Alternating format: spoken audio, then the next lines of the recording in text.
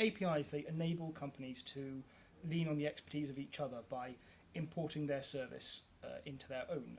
My favorite example is Google Maps.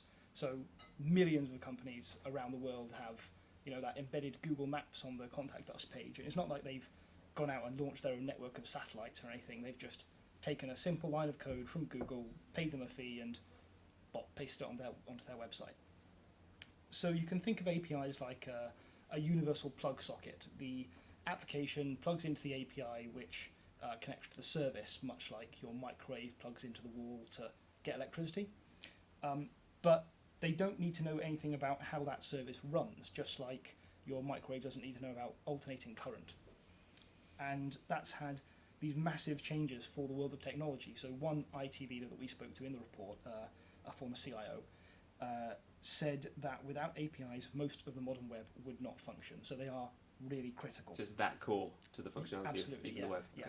It runs cloud microservices, really helps to drive digital transformation. But we are finding this sort of changing use. So it's not just importing these specialist services. Companies are also using them to bring applications to market faster, to empower digital transformation with the cloud and microservices, and they're moving to new architectures like serverless. All that said, there are some challenges for APIs. So you lose some specializations internally in going down the API route, but as 100% of the leaders that we talked to said that is worth it for the time and money you save, the ability to focus on your core competencies. It's a price worth paying. Exactly, yeah. Security is a major point that they brought up because broken or compromised APIs can expose a hole in infrastructure. Regulation is a concern for the same reason, because it can expose personal data, so that brings GDPR into it. And then several of them talked about the difficulty of bringing staff along when moving to an API-based or an API-first architecture. So the last point to probably bring up is vendors.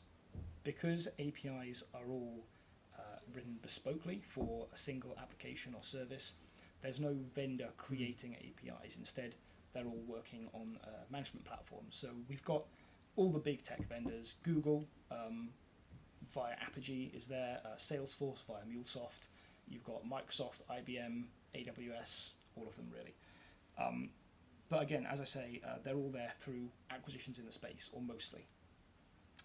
What that means, though, is that a lot of the larger firms, so Apogee, MuleSoft, these guys, they've all been bought up. So there aren't really any large, established, independent firms left. So there's a lot of smaller niche players. And what we could see in the future is that leading to an increase in acquisition numbers, but not value, as companies like Google try to plug holes in their offering.